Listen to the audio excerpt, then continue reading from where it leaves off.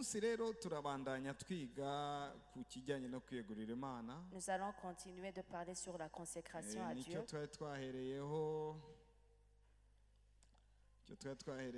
C'est le thème qu'on a abordé.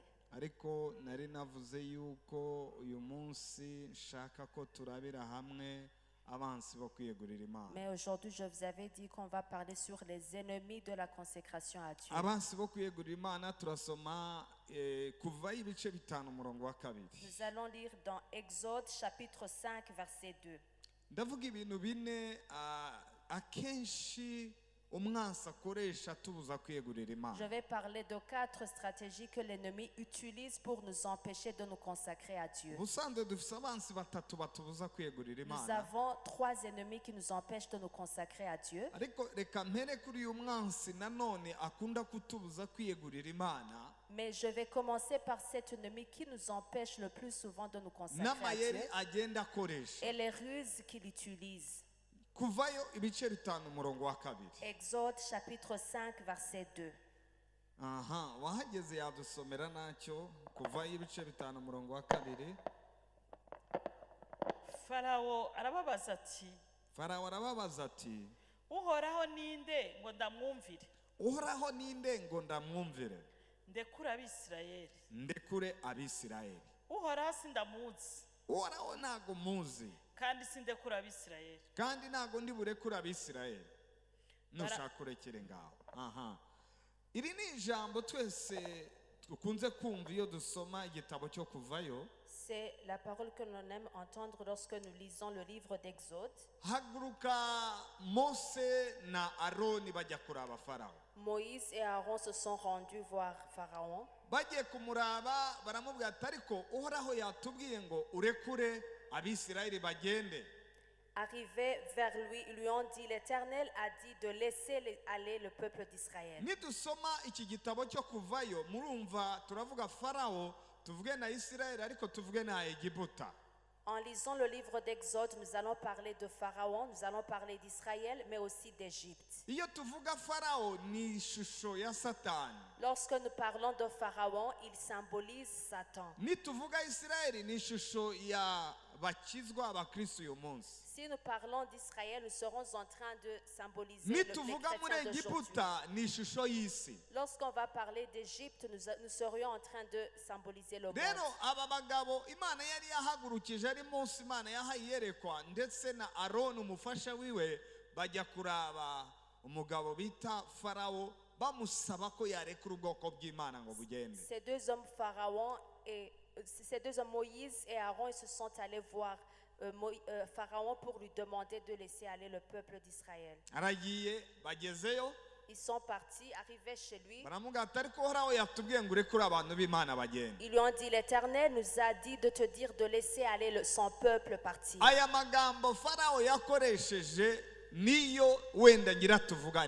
Les paroles que Pharaon a répondues, ce sont sur ces paroles que nous allons parler. Qui est l'Éternel dont vous parlez? Moi, je ne connais pas l'Éternel que vous êtes en train de parler. Et je ne vais point vous laisser partir.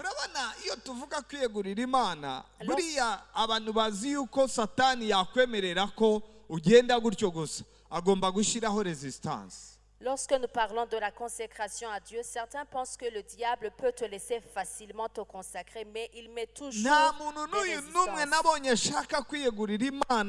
ngo Satani abinezererwe byanga bikunda azana intambara kugira ngo akubuze kwiyegurira Imana. Je n'ai jamais vu quelqu'un qui veut se consacrer et que le diable s'en réjouisse. Il fait tout pour que tu n'y arrives pas. Yewe ntago nabarekura ngo bagende, ntago bishoboka, ntago nshobora kurekura Abisirayeli ngo bagende. Je ne peux pas laisser aller le peuple d'Israël.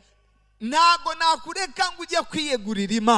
ne peux pas te permettre de te consacrer à Dieu. Je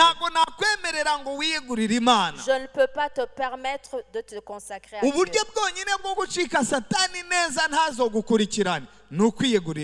La seule façon de se séparer au diable définitivement, c'est la consécration.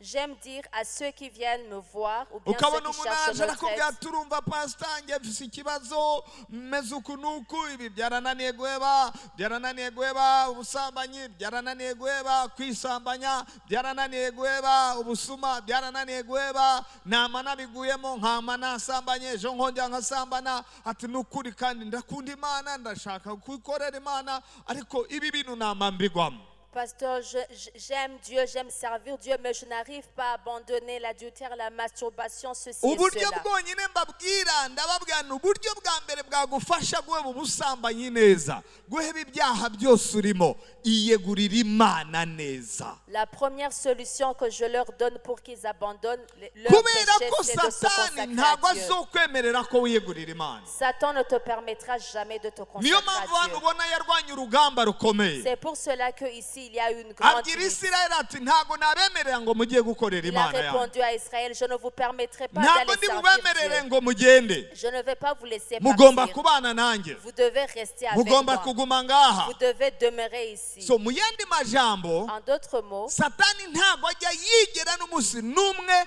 akorohereza mu gihe ufashe inzira yo kujya kwiyegurira Imana. Satan ne te facilitera jamais lorsque tu décideras de te consacrer à Azorwana, Dieu. Il fera tout. azotanga ikintu cyose cyatuma utiyegurira Imana, Il amènera toute forme d'obstacle qui t'empêche de azoshiraho te consacrer inzitizi à Dieu. zatuma utiyegurira Imana. Il mettra devant toi toute forme d'obstacle qui t'empêche de Niyo te mpamvu consacrer à atigeze Dieu. yemera ko Isirayeli igenda akanga kuyirekura. C'est pour cela qu'il n'a pas permis que Israël quitte. Ikindi cya kabiri, Deuxièmement, Satani agerageza kuduhenda ngo tubeho dukorera Imana ariko tutayiyeguriye, Satan essaie de nous mentir que l'on serve Dieu sans toutefois se consacrer kuko à lui. azi neza ko iyo tutiyeguriye Imana tuba tukiri ku gataka kiwe. Parce qu'il sait bien que si nous ne nous consacrons pas à Dieu, nous sommes sous son emprise. Umunani Kuvayo 25. Exode chapitre 8, verset 25.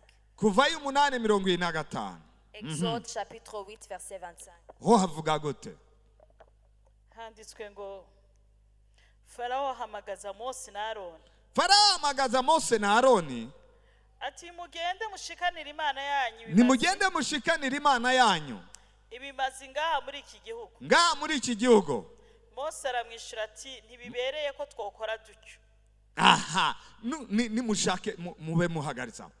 Mose, Farawo aramuhamagara, Pharaon convoqua Moïse. ahamagara Mose na Aroni, Il appela Moïse et Aaron. arababwira ati ngani mugende mushikanire Imana yanyu ibimazi, Allez et offrez à votre Dieu les sacrifices. ariko muyishikanire ibimazi hehe? Mais où est-ce que vous allez leur offrir les sacrifices? Muyishikanire ibimazi muri iki gihugu. Vous allez lui offrir vos sacrifices dans ce pays. Oya, kandi twebwe twakubwiye ngo turashaka gushikanira Imana mu gihugu Imana yatubwiye. Alors que nous t'avons dit que nous voulons offrir nos sacrifices à Dieu là où il nous nawe a dit. arababwira ati oya nimuze mushikanire Imana muri iki gihugu nyine kiri. Il leur a dit non, vous devrez offrir vos sacrifices à Dieu ici même dans Nimushikanire ce Imana pays. yanyu muri uka gataka kanjye. Offrez vos sacrifices sur mon territoire. Buriya kimwe mu bintu umwansi akoresha, arashobora kukureka ugakorera Imana ariko ukayikorera uri ku gataka kiwe. L'une des stratégies du diable, il peut te laisser servir Dieu mais étant encore sous son emprise. Uti ku gataka kiwe gute? Comment être sous son emprise? Iyo umuntu ataravavanura n'umwansi neza, Lorsqu'une personne n'a pas renoncé totalement avec le iyo diable, umuntu ataravavanura na Satani neza, lorsqu'une personne ne s'est pas encore séparée totalement urashobora du diable, gukorera Imana, tu peux servir Dieu, urashobora kuririmbira Imana, tu peux chanter pour Dieu, urashobora kuvuga ubutumwa, tu peux même prêcher la parole urashobora de kugira Dieu, ibyo ukora mu nzu y'Imana, tu peux faire des œuvres dans la ariko maison de kubera Dieu. ko ukiri ku gataka kiwe, Mais puisque tu es encore sous son emprise, Satani akavuga ati nta kibazo, mwebwe bandanye ukorera Imana. le diable dira, il n'y a pas de problème, continue Oya, à uracyari servir ku Dieu. gataka kanjye ndagufise, Car je te maîtrise, tu es encore sous mon uracyari ku emprise. butaka bwanjye nta ngorane, Je te maîtrise encore, tu es encore sous mon emprise. ndacyagufise, Tu es encore sous mon emprise. ntabwo ushaka kuzorenga ahangaha. Il y a une limite que j'ai mis devant toi. uzoyikorera utanga ibi na biriya, uyikore uze mu bariri, ukore ibikorwa byose dukora mu nzu y'Imana, ariko ndacyagufise, uracyari ku gataka kanjye, ibyo ukora byose uri ninjye nkomandinga ubuzima bwawe. Oui, tu serviras Dieu, tu donneras ceci et cela, mais tu es encore sous mon contrôle. C'est moi qui décide quand tu vas prier, quand tu vas pas y aller. C'est moi qui décide ce que tu vas faire et ce que tu ne devras pas faire. Oui, allez offrir vos sacrifices à Dieu, mais sur mon territoire. Ce qui ne veut pas, c'est qu'ils partent. Il veut qu'ils restent dans le même endroit. Qu'ils continuent à avoir contrôle sur eux. C'est de la même manière que le diable agit. Il ne veut pas que nous partons complètement.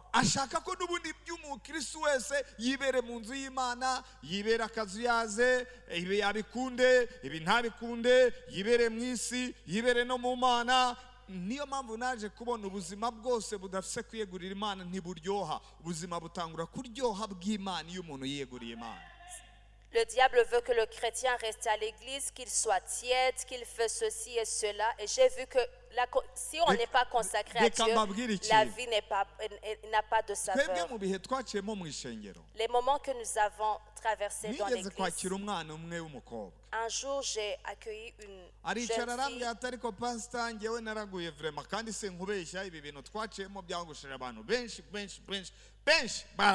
Et m'a dit, pasteur, sincèrement, j'ai reculé. Et les moments que nous avons traversés dans l'église ont fait que plusieurs...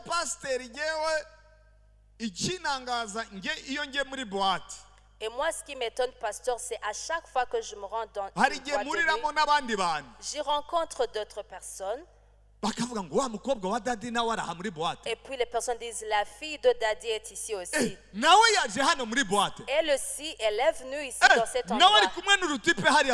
Elle aussi, elle est avec ce jeune garçon.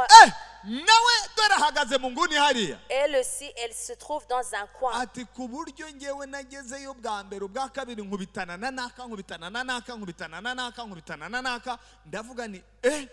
Urye nawe yagendaga inyuma ya paseri na do ese kuvuga do kutavuga do kuri jewe. Et puis j'ai dit de telle sorte que la première fois que je me suis allée, j'ai rencontré celle qui était toujours à côté du pasteur. J'accepte, moi j'ai reculé, j'ai abandonné le chemin.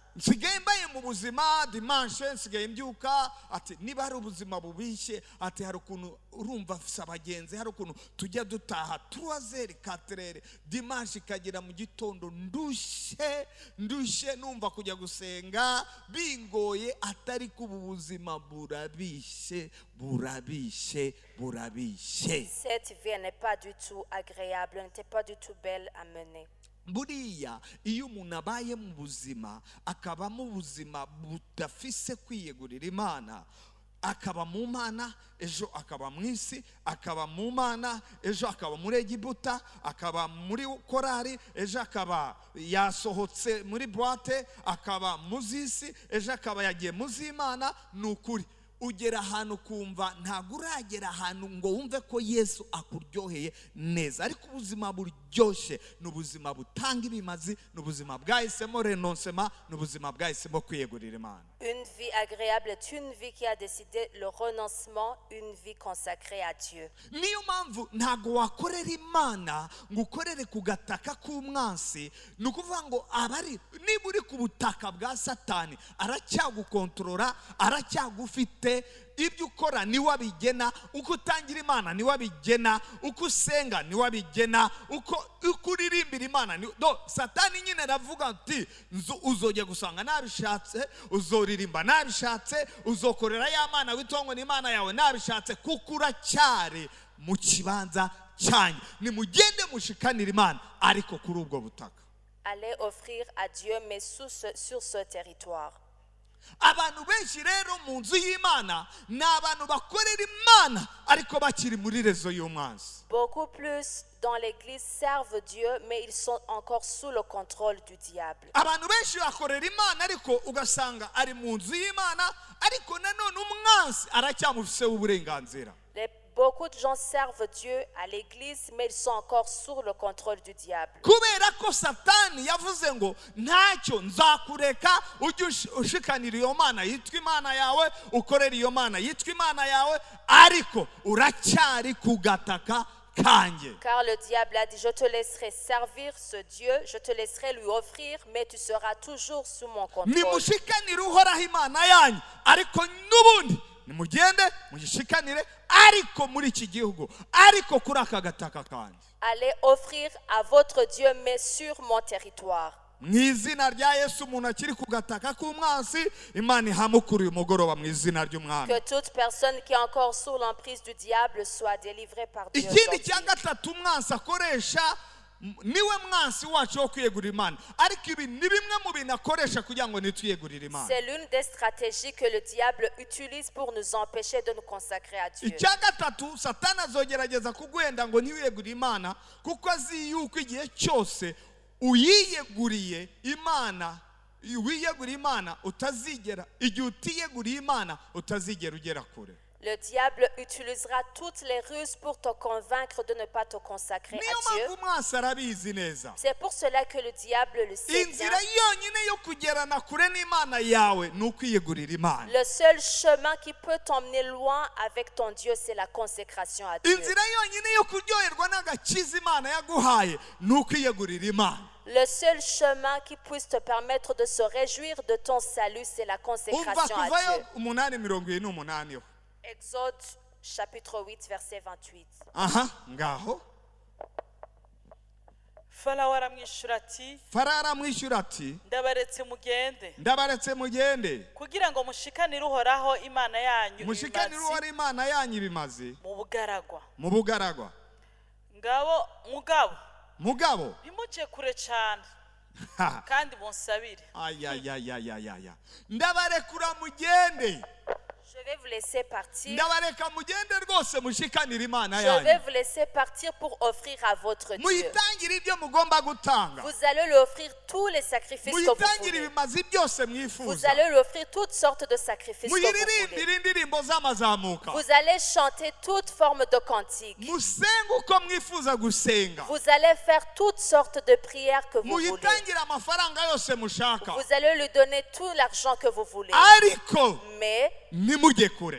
vous n'irez pas loin. nimujye kure. Vous n'irez pas loin. icyo nashaka nuko murenga agataka Ce kanjye. que je ne veux pas, c'est que vous puissiez quitter mon ibyo byose territoire. nimugende mubikorere hano Tout iwanjye. cela, allez-y le faire sur mon territoire. nimugende kure. Mais n'allez pas loin. murabona umwansi ukuntu ameze. Regardez comment le diable agit. birashoboka ko wakorera imana. C'est possible que tu sers Dieu. birashoboka ko ibyo wifuza gukora no mu nzu y'imana wabikora. C'est possible même que tu accomplisses ce que tu ariko veux servir à n'ubundi Dieu. satani avuga ngo ngewe ndagufise. Mais le diable dit, j'ai contrôle sur icyo toi. mbona cyo hari ahantu utazorenga. Ce que je vois, c'est qu'il y a une limite là où tu ne devras pas ni dépasser. nk'imene baziritse umugozi. C'est comme si une chèvre qu'on a liée. iyo yirisha hafi y'umugozi igira ngo ntabwo iziritse. La chèvre enchaînée croit qu'elle n'est pas liée. ariko uko igenda Mais de plus qu'elle irondera ubwatsi hariya elle fait en pas cherchant du izogera pâturage, igihe igera ahantu cette chèvre uko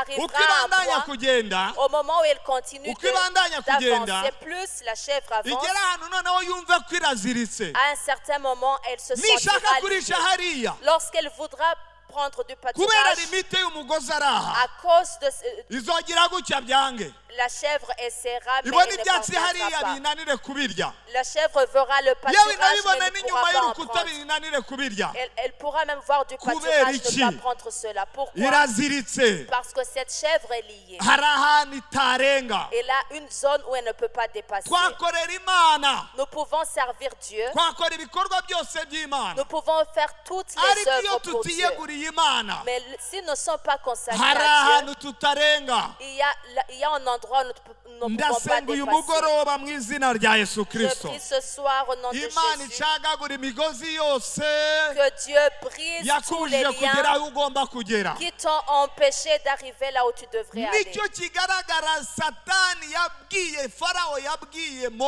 C'est ce que Pharaon a dit à Moïse. Essayez de donner les sacrifices à votre Dieu comme vous le voulez, mais vous n'allez pas loin. La seule façon qui puisse permettre une personne d'aller loin, c'est la consécration à Dieu. Si nous sommes consacrés à Dieu, c'est ce qui fera que l'ennemi est peur de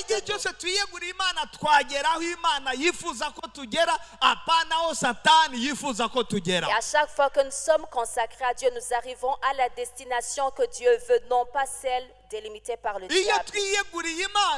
Si nous sommes consacrés à Dieu, nous n'allons pas marcher comme le diable le veut. Nous marchons comme Dieu le veut. C'est pour cela que loin là où Dieu a préparé, si tu es consacré à Dieu, il va te faire parvenir là-bas. Partout là où Dieu a préparé que tu arrives, étant consacré à Dieu, il devra t'y emmener. Mais le Satan, Pharaon, il te dit, il n'y a pas de problème. Oui, tu peux servir Dieu bien que tu as un copain. Tu peux servir Dieu même si tu as une copine. Oui, tu peux servir Dieu, c'est facile. Et voilà ce qui nous empêche d'aller plus loin avec Dieu.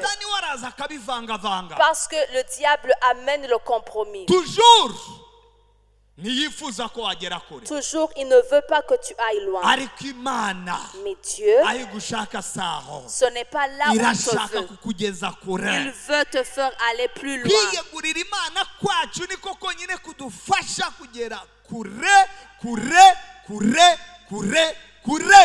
Notre consécration à Dieu nous permet d'aller plus loin, plus loin, plus loin. Et nous discernons la volonté de Dieu. Nous discernons la volonté de Dieu. Nous discernons sa volonté sur notre vie. Si nous sommes consacrés à Dieu, nous allons plus loin là où Dieu a prévu. Nous discernons la volonté de Dieu. Et nous discernons ceux qu'il aime et ceux qu'il hait. Parce que nous sommes consacrés à lui, disons Dieu, je suis là pour toi, emmène-moi là où tu veux. Si tu me dis à gauche, j'irai à gauche. Si tu me dis d'aller à droite, j'irai à droite. Si tu me dis d'avancer, j'avancerai. Je suis à toi et je vis pour toi. Je me suis consacré totalement à toi. Je m'abandonne à toi totalement. Je me suis consacré à toi. Je me suis consacré à toi. Je me suis mis sur l'autel.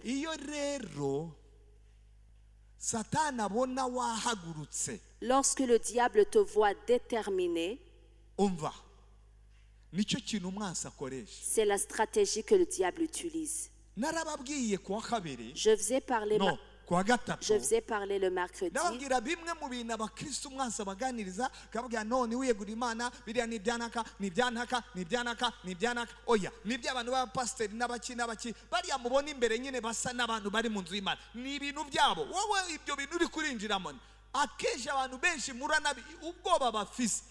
Satani kandi ni ubuzana mu bantu arakubwira ngo niwiyegura Imana ntuzorongorwa, niwiyegura Imana ntuzoronka akazi, niwiyegura Imana ntuzogura imodoka, niwiyegura Imana nicyo umwanzi ashyira mu byiyumviro byawe. None abantu agasigara avuga ati reka da ashwe naka ko yayiyegure do n'urubyaro yarabuze, ariko icyo atazi nuko wiyeguriye Imana yibimuhaye abirya neza n'abaje bagasanga abirya neza ari muzima.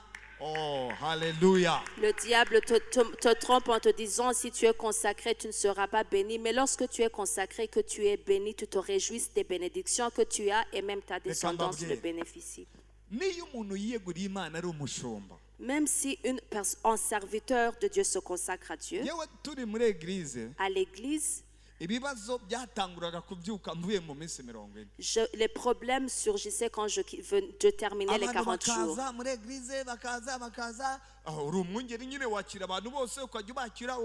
Les gens venaient à l'église, tu es pasteur, tu dois accueillir les gens.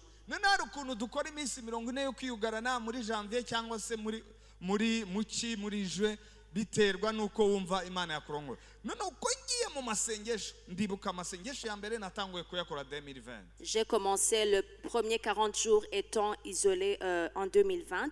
Ndasohoka. Et j'ai terminé le jeûne. 2022 subirayo. 2022 j'ai encore repris le jeûne. Ndasohoka. Et j'ai terminé le jeûne. Abantu muri église. Et à l'église intambara ziba ziratanguye. Il y avait les conflits, des combats. Kubera ko kwiyegura Imana uko wegera Imana abantu bataribo batangura guhaguruka bakurwanya ariko nanone basohoka. Plus tu te consacres à Dieu, t'approches à Dieu, ceux qui ne sont pas vrais essaient de te combattre. Écoute ce que le pasteur vient avec ton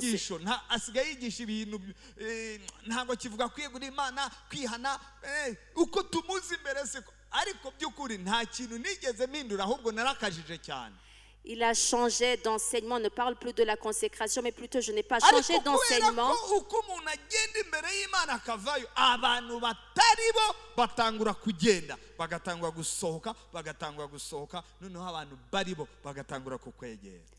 Plus une personne se consacre à Dieu, ceux qui sont avec lui, qui ne sont pas du tout vrais, quittent, mais ceux qui ont des cœurs, disons, purs, viennent. Laisse-moi vous dire ceci. Toute vie consacrée à Dieu te donnera ce qui est divin. Et tout ce qui n'est pas divin partira.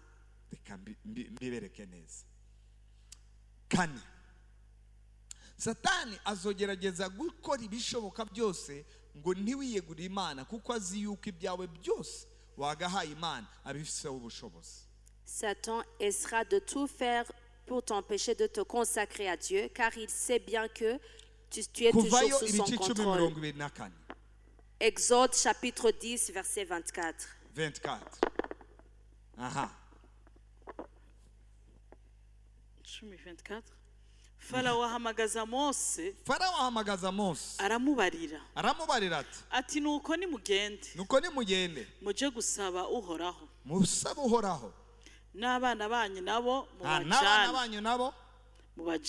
mubajyane mugabo imikuku yanyu umva da tugende n'abana ariko umva mugabo ubutunzi imikuku yanyu n'amasho yanyu ngo byo bisigare nabyo bisigare. Niko umwansi ameze. C'est de cette façon que le diable agit. Urabona iyo tukigisha abantu gutanga mutangira Imana projet parcelle mutange. Lorsque nous appelons les gens à offrir à Dieu pour la parcelle, à offrir dans ceci, dans cela. Nabonye neza umunsi umwe twaricaye turiko turategura ikintu. Un jour nous sommes mis ensemble préparant un projet. Ndi kumwe n'abana bacu muri église. Et j'étais avec nos enfants à l'église. Barabana bakeya. Ils n'étaient pas nombreux. Gira twari batandatu gutyo. Nous étions environ 6. Turategura ibintu tubona bisaba uburyo. Nous avons planifié et nous avons vu que cela demandait de l'argent.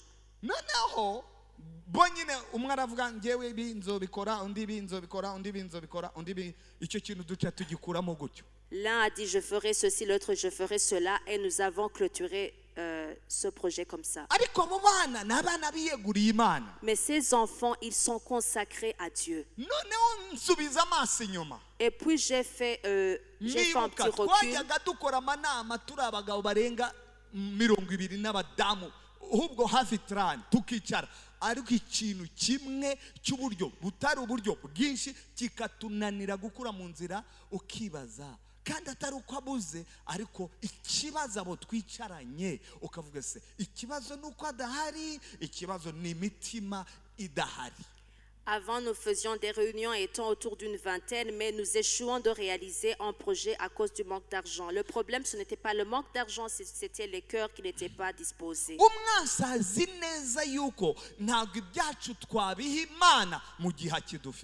Le diable sait bien que nous ne pouvons pas offrir nos biens à Dieu tant que nous sommes sous son contrôle. Le diable le sait très bien.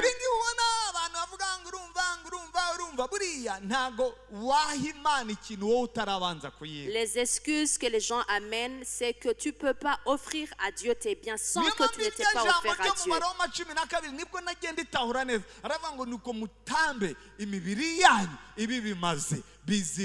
byera bihimbara Imana niba ari ikintu kigoye gutanga n'uyu mubiri twambaye ariko umuntu waparivenye kuwutanga ntacyo yokwima Imana do.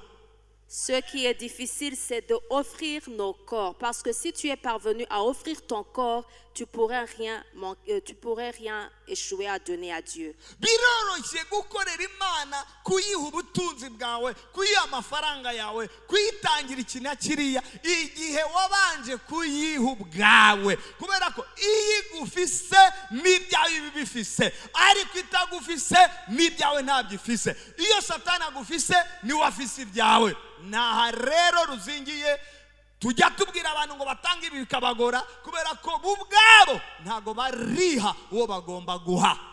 Si tu es consacré à Dieu, c'est facile de donner même tous tes biens. C'est pour cela que les gens échouent à offrir à Dieu parce que eux-mêmes ils ne sont pas encore offerts à Dieu. Rero nza gusanga uburyo bwiza bwakoroha guha Imana ibyacu nuko natwe ubwacu tuba twarayihaye. La meilleure façon pour que cela soit facile d'offrir nos biens à Dieu, c'est que nous aussi, nous nous offrons en totalité à Dieu. Farao yarafise Abisirayeli yaravuga ngo nimugende mutange, nimugende n'amashoya, nimugende n'abana banyu n'urubyaro rwanyu, nimugende ariko niba mugiye munsigire amasho yanyu, munsigire indogobe zanyu, inka zanyu, mubisigire ngaha byo ntimubijyane biracyari gwanjye ko muracyari ku butaka bwanjye. Mu yandi majambo tutariha Imana, tutariyegurira Imana, biragoye ko n'ubutunzi bwacu tubuha Imana. Si nous ne sommes pas consacrés à Dieu, c'est difficile même que notre richesse, nous l'offrons à Dieu. Ce sont les stratégies du diable. Il nous empêche de nous consacrer à Dieu. C'est l'ennemi qui s'appelle Satan. Il ne te permettra jamais de te consacrer à Dieu. C'est pour cela que tu dois prendre une décision ferme. Dire Dieu, ce n'est ni par ma force, ce n'est ni par ma puissance, c'est par ton esprit. Je décide de me consacrer à toi volontairement. Pourquoi? Parce que tu dois faire une décision. Tu dois prendre une décision personnelle. Le diable ne le veut pas du tout. Et il ne te le permettra jamais. Il amènera toujours des obstacles qui t'empêchent de te consacrer.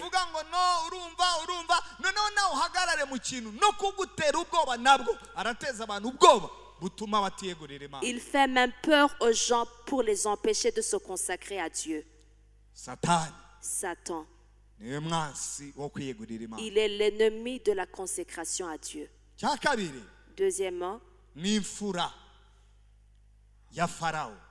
l'aîné de Pharaon.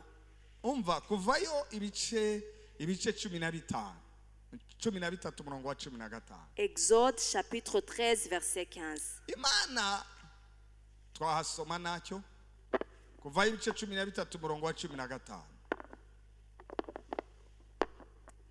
Verset 15. Uhoraho abaza Mose ati niki gitumye untakambira? Niki gitumye untakambira? Ibice 13 umurongo wa 15. Ibice 13 kuvayo umurongo wa 15. Handitswe ngo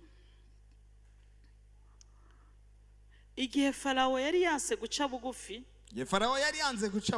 ngo aturekure, Uhoraho yishe icavutse ubwa mbere cyose cyo mu gihugu cya Egiputa, imfura z'abantu n'icyavutse ubwa mbere cy'ibitunzwe.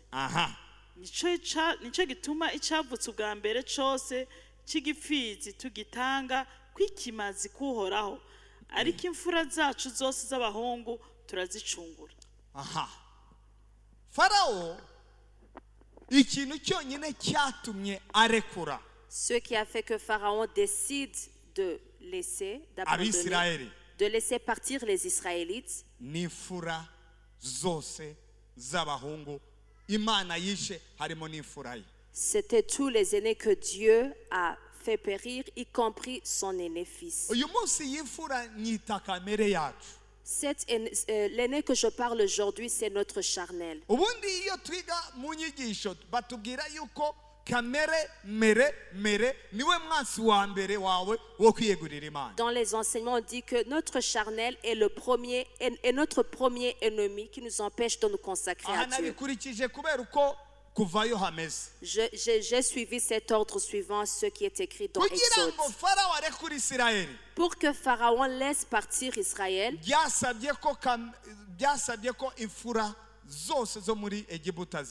cela fait que tous les aînés fils mâles de l'Égypte soient péris. Que veut dire l'aîné? Lorsque je parlerai du mot aîné, comprenez le charnel.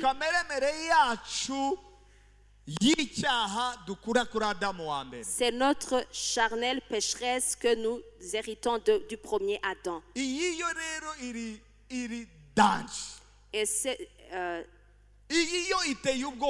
il est très dangereux.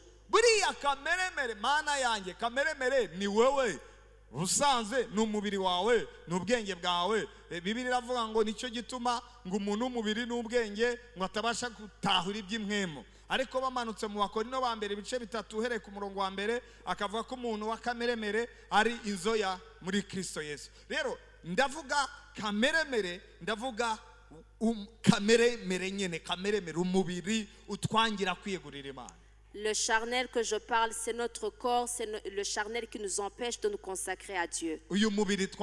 Notre corps, y compris nos pensées, y compris notre intelligence. Cela va faire ce qui constitue le charnel.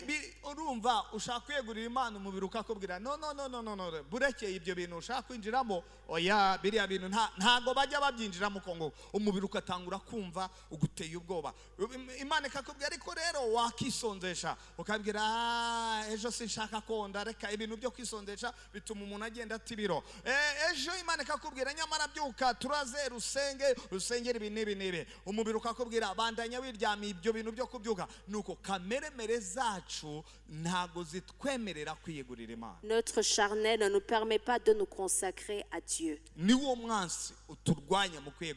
est notre ennemi dans la consécration à Dieu. Nous avons le corps qui aime des choses agréables. Notre corps qui aime bien être bien vêtu. Notre corps qui aime bien la nourriture. Notre corps qui aime bien le sommeil. Notre corps qui aime le monde et ses désirs. Le corps ne veut pas qu'on se consacre à Dieu.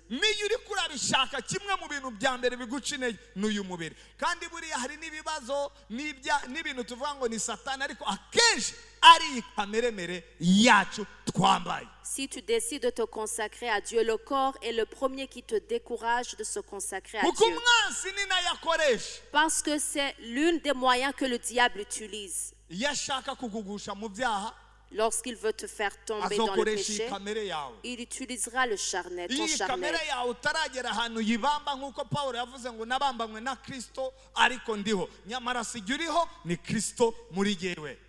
Akavuga ngo ariko aba Kristo Yesu nimubambanye kamere niruba nirari n'ibyifuzo n'ibyo gahahamiye.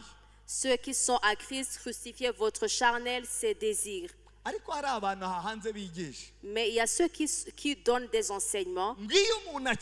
Lorsqu'une personne est sauvée, automatiquement son charnel est déjà crucifié. C'est un mensonge.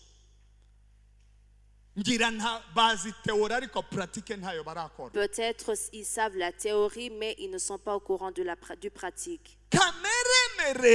Le charnel, c'est l'ennemi de notre consécration à Dieu. L'aîné de Pharaon, il est l'ennemi de notre consécration à Dieu. Mais lorsqu'une personne décide de renoncer à cela, il décide bien. Et il n'est plus sous le contrôle du diable.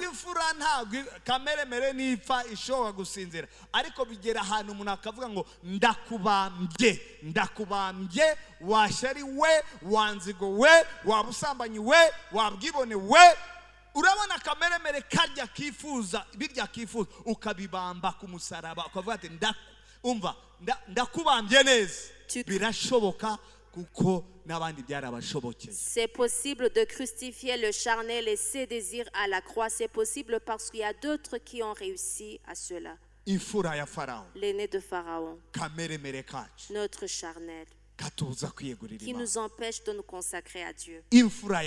L'aîné de Pharaon. Troisièmement, par là où je vais terminer. Et nous héritons ce premier Pharaon du premier Adam. Mama yambyariye mu cyaha ngo niho navukiwe ngo naremewe mu nda ya mama ndi icyaha niho navuye ndi icyaha. So ni kamere rwose turakavukana akangaka yaba ari umwana muto yaba ari umukuze nukuvuga ngo ni ikintu twarazwe na Adamu wa mbere. C'est quelque chose qui est inné que nous héritons du premier Adam. C'est pour cela le premier Adam était une âme vivante, mais le dernier Adam est l'esprit vivifiant.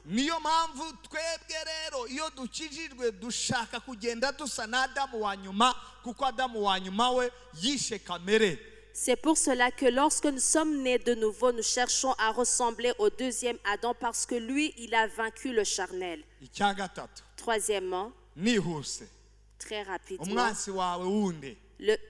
ton ennemi, c'est l'Égypte, là où nous sommes. L'Égypte et tout ce qui compose l'Égypte. Je parle du monde et ses désirs. Peuple de Dieu, ce monde, si tu veux suivre le monde, si tu veux te conformer à ce monde, tu ne peux pas te consacrer à Dieu.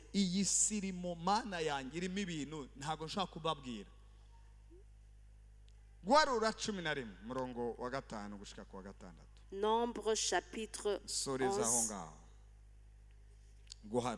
Non. twibutse ya mafi twarya tukiri muri Egiputa atacyo dutanze n'amakokombori n'amapapayi n'amapwaro n'ibitunguru bya Betsalimu n'ibya Sumimu. Ariko none uburuma buratwishe.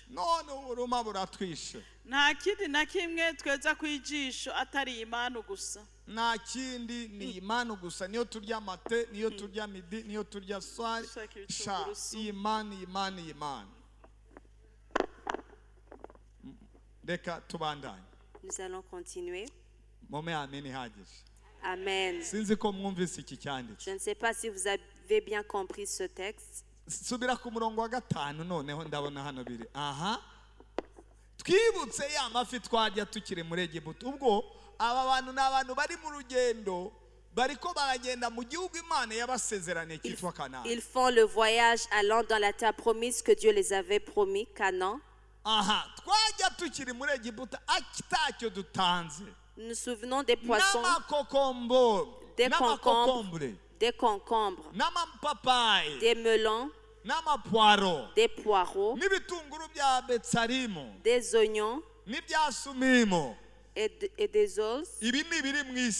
Voilà ce qui compose le monde. une personne quitte le monde, akajya yibuka uburyo yajyaga arara muri boîte, se sépare du monde et pense ses nuits akajya passées dans yibuka une boîte de nuit. abagenzi bari kumwe kera n'ibihe yajyaga agira n'abapagani. Il se rappelle des moments passés avec ses amis païens. Isirayeli ivuye muri Egiputa, Israël sortait d'Égypte. bariko barajya mu gihugu cy'isezerano. Ils partent, ils mènent le chemin alors dans la terre promise. Et en cours de route, batangura kuvuga ngo mana, ils ont commencé none ibi bintu à tujya mu murmurer. matemi diswari koko turigeze turarambiye. Dieu, nous en avons assez de cette manne de matin, midi, soir. Nous ne pourrons jamais continuer de manger cette manne. Ils ont dit à Moïse, nous en avons assez. Nous voulons retourner en Égypte. C'est là où nous mangeons des poireaux. Nous mangeons des concombres. Ils ont commencé à lui ramener des souvenirs. Les moments, les nourritures que nous avons mangées en Égypte nous manquent. Et je vous ai dit que l'Égypte symbolise le monde.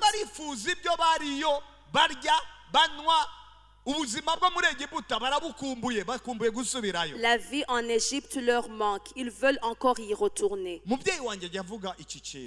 Mon père dans la même dire, et j'ai constaté que c'est la vérité. Il dit, lorsqu'une personne est sauvée et qu'il arrive un moment où il chute et qu'il reste dans cet endroit, la personne n'a jamais été sauvée.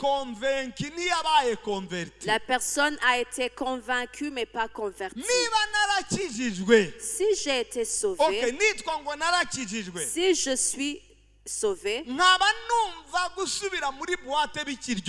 et que je sens que c'est bien de retourner encore dans la boîte de nuit et que j'ai toujours envie de prendre de l'alcool, j'ai pris de l'alcool. Moi, j'ai bu de l'alcool. J'ai été sauvé en 2004 vers la fin. urugrupe rw'abajene gutya muri quartier twajyaga tugenda kubera twari dufise umwe mu bahungu b'abagenzi papa we yaba mu Faransa akajya murungikira ariko urumva papa we nawe yaje kumumenya mu nyuma papa we akajya murungikira amafaranga 300 euro icyo gihe 2000 yaramera menshi rero uwo muhungu akavuga ati umva aya mafaranga ifo ko tugenda umva aho tugomba kugenda nta natanu tugomba gutahana 300 euro ya 2009 2000 tukagenda ubu bari bwose bwo muri Kigali umva aho badandaza kuri menshi akaba ari hotoye tukayarya nahere banda. À l'époque, avant que je sois sauvée, j'avais un groupe d'amis. L'un parmi nous avait son papa qui était en France, qui lui envoyait 300 euros. Et puis, nous consommions cet argent. Et chaque mois, on lui envoyait cet argent. À un moment, nous étions vraiment habitués à l'alcool.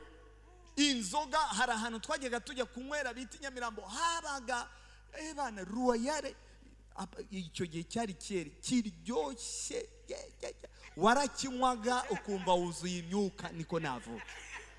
Il y avait un endroit où on allait prendre de la bière et on aimait tellement cet endroit.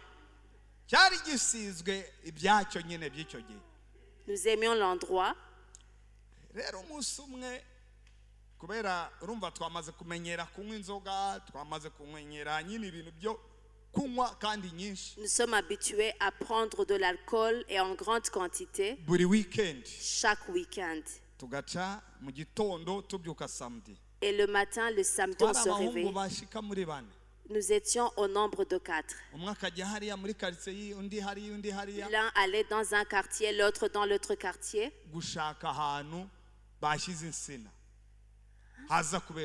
Pour chercher, voir les endroits où il y aura le mariage. Et toutes les salles du quartier, nous les connaissions. À 14 heures, on s'habillait très bien. Costume. cravate, chemise. On s'habillait très bien.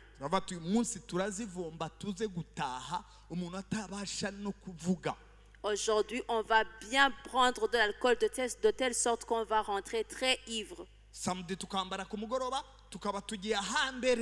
Et samedi, on allait au premier endroit, là où on venait en premier pour la réception. Parce que nous avions beaucoup de salles de réception où nous allons dans une cérémonie sans invitation. Nous sommes allés au premier endroit. Les mariés derrière, filles d'honneur, garçons d'honneur, les parents. Nous étions juste derrière les parents.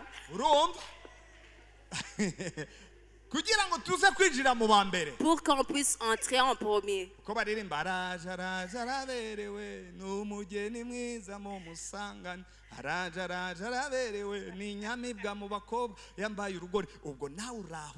Plus on chantait, nous étions là derrière. On découpait le ruban, toi tu entrais derrière eux. Et nul ne pouvait soupçonner qu'on n'avait pas d'invitation. Nous les suivions. Et puis nous nous asseyions juste derrière les parents.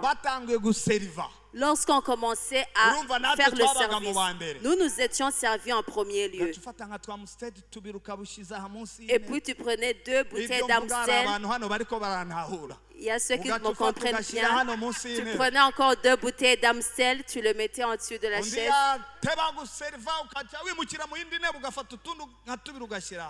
Et lorsqu'on faisait encore le service, tu prenais encore d'autres bouteilles. Et puis on les ouvrait.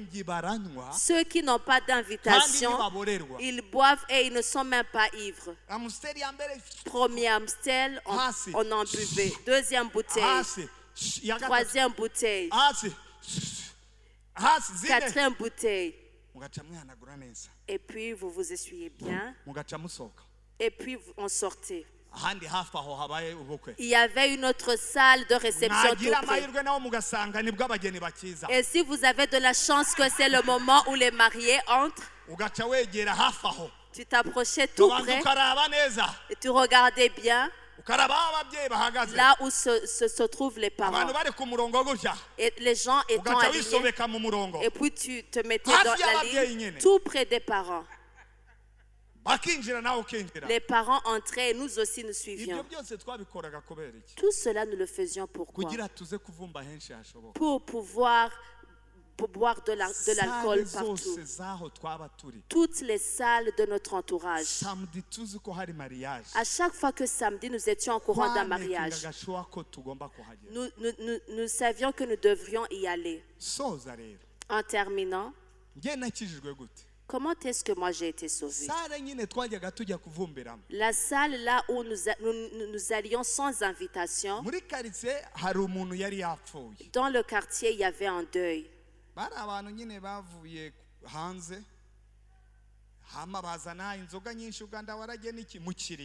Dans le deuil, il y avait différentes sortes d'alcool. Et les voisins doivent aller réconforter ceux qui sont dans le deuil. Mais nous, cela ne nous concerne pas. Le premier, c'est que nous avons vu les casiers. Nous avons vu dans cet endroit l'alcool. Tel que les gens s'assoient autour du feu et puis tu t'assois. Oh, condoléances. Oh, condoléances. Que Dieu vous console.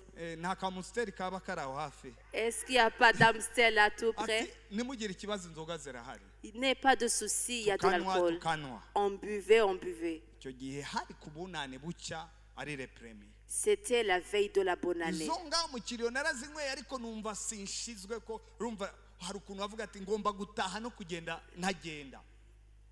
J'ai pris l'alcool, mais je n'étais pas du tout satisfait. Ahantu basengera twagera tujya kuvumba bita Casabonita habaye nari nahise mabona abantu benshi ndavuga naha naho kuza gusoreza kumbi simenye ko hagiye ishengero. Et lorsque je partais, j'ai vu un endroit et je me disais c'est là où je vais clôturer la soirée tout en ignorant que c'était l'église. Ubwo mvuye mu kiriyo nazimwe ndumva ko nyine kugenda ndacyagenda ngomba kujya gusoreza Casabonita kugira ngo nazo nyine zaho zo noneho n'ifuru n'ukuzuza nze gutaha noneho bateruye. Et j'ai dit, le 2 où je viens, j'ai encore de la force, il faut que j'aille à Casabonite pour que je rentre sans énergie. Et plus je m'approchais, j'entendais des chants à l'intérieur. J'ai encore approché, je suis encore approché. Je me suis approché davantage. J'ai vu que la salle était pleine et j'ai vu d'autres qui se trouvaient à l'extérieur.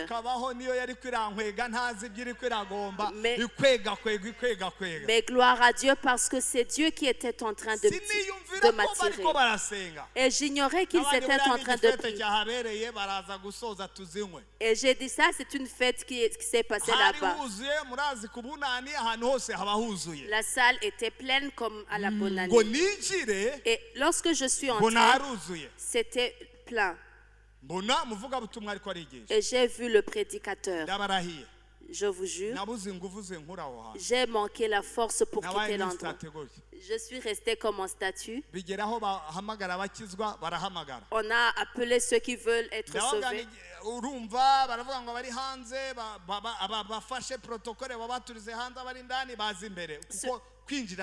Ceux qui sont à l'extérieur, que les protocoles les aident à recevoir Jésus.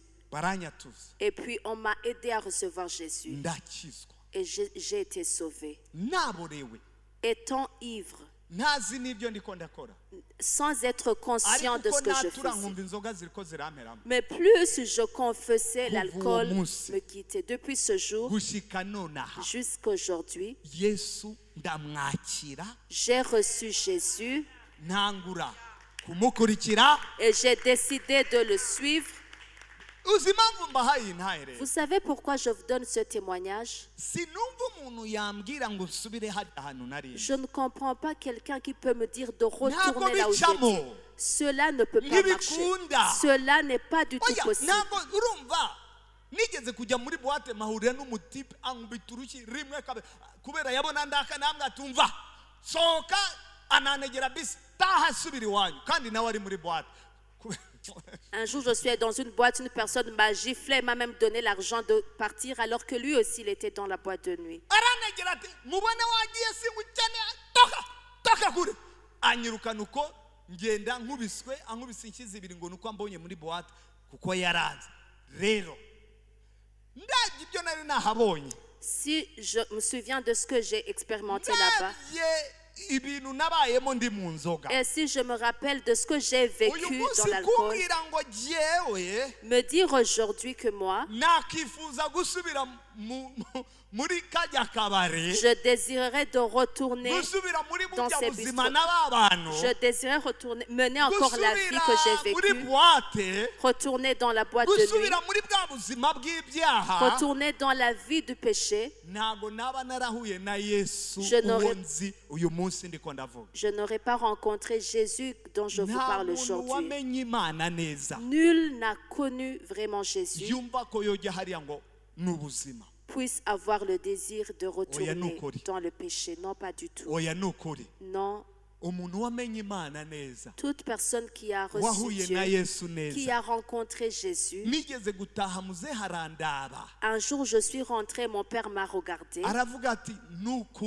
et m'a dit vraiment, je viens de perdre mon fils bien que tu es vivant. Je n'ai plus d'enfant. Aujourd'hui, je suis un homme. Si j'avais continué cette vie, aujourd'hui, peut-être je ne serais pas encore en vie. Peut-être je serais mort.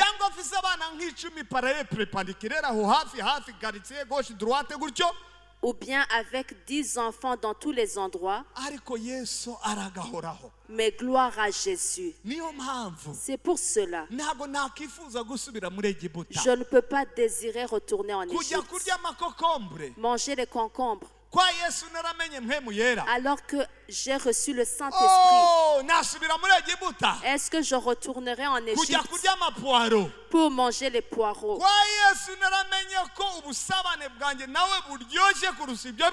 Alors que mon intimité avec Jésus est plus agréable, est-ce que je désirais retourner en Égypte? Pour cela, le monde, l'Égypte, est l'un des éléments qui fait que même ceux qui ont connu Dieu désirent le monde et ils souhaitent y retourner. Ils sentent que le monde est agréable. Mais je viens t'annoncer la consécration à Dieu est plus agréable. En lui, il y a la vie. En lui, il y a le repos. En lui, il y a l'espérance éternelle. En lui, il y a la joie qui n'est pas donnée par le monde. En Jésus, la vie agréable. Vous n'êtes pas venu pour écouter ce que nous sommes en train de dire. Si vous ne seriez pas ici, vous seriez dans un autre endroit.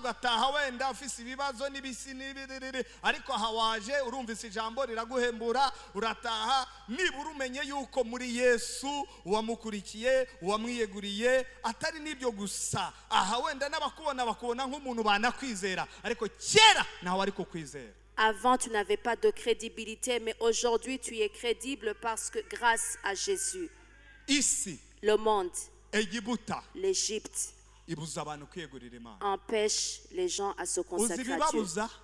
Vous savez ce qui leur empêche? Ce sont les éléments que nous avons lus. Ce qui empêche aujourd'hui les personnes de se consacrer à Dieu. Si je me consacre à Dieu,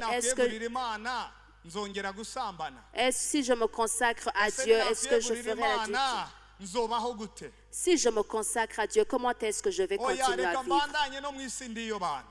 Je vais continuer, même je suis encore ici sur terre. Mais en Jésus, c'est la peur que le diable nous amène. Il nous amène la peur seulement. Mais sachez-le bien, parmi les éléments, ceux qui empêchent les gens à se consacrer à Dieu, il y a l'Égypte. Que Dieu vous bénisse.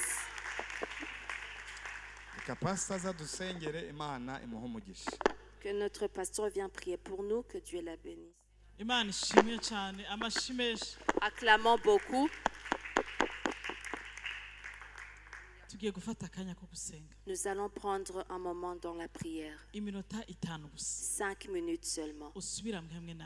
Tu vas répéter avec moi. Tu vas répéter avec moi. Mais avant de répéter avec moi, ton cœur, es-tu engagé de crucifier le charnel? Le corps ne te facilitera jamais. Tu dois le crucifier. Le monde t'attire. Tu dois accepter de mourir dans les yeux du monde. Le diable ne te laissera pas. Tu dois résister. La parole de Dieu dit, mugwanye satani nawe azobahunga. Tu vas te lever.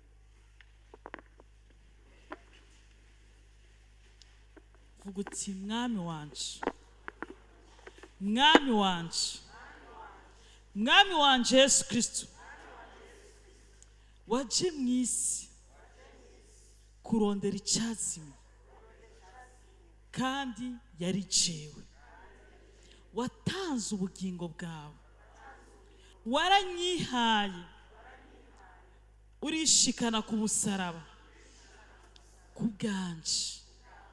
Naje ico nyitezeho nuko ndakwiyegurira, nuko ndakwishikanira. Ariko ndi n'abansi batatu bakinganje bambuza kukwiyegurira.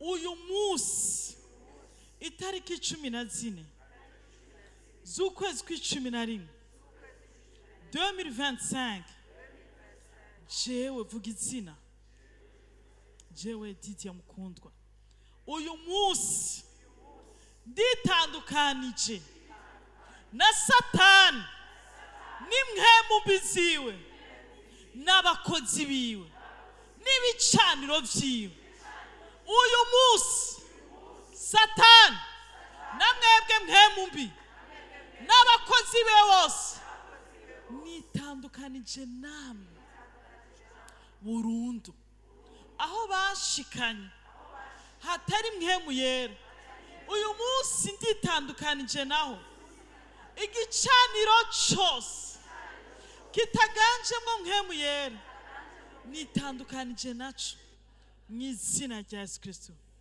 niyeguriye Imana nzima imhemu yanje umushaha wanje umubiri wanje abanje bose ubutunzi bwanje ndabishikaniye Imana nzima uyu munsi nditandukanije n'imhemu mbi zikora mu kameremere kanje uyu mubiri wanje ndawubambye kugira Kristo aganze uyu munsi nemeye kuba ikibambye mu maso y'isi wasiwe wa mhemu mbi y'isi nitandukanije nawe si nduw'isi nduw'ubwami bw'Imana ndumwana w'Imana ndumuragwa w'ubwami bw'Imana ndumuraganwa na Kristo imhemu y'isi nditandukanije nayo uyu munsi mhemu yera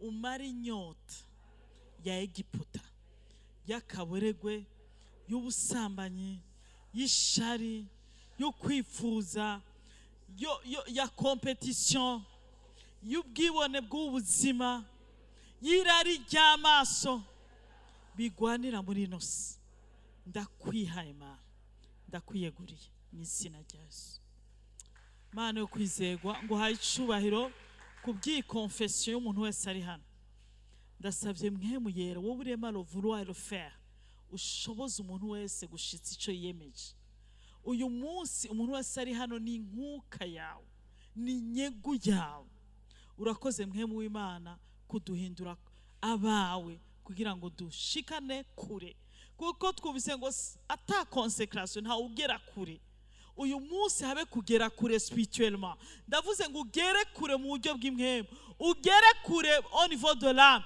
ugere kure mu myaka yo kubaho ugere kure financièrement matériellement ugere kure mu rugo rwawe n'abawe mw'izina rya Yesu Kristo Imana ibahezagire cyane.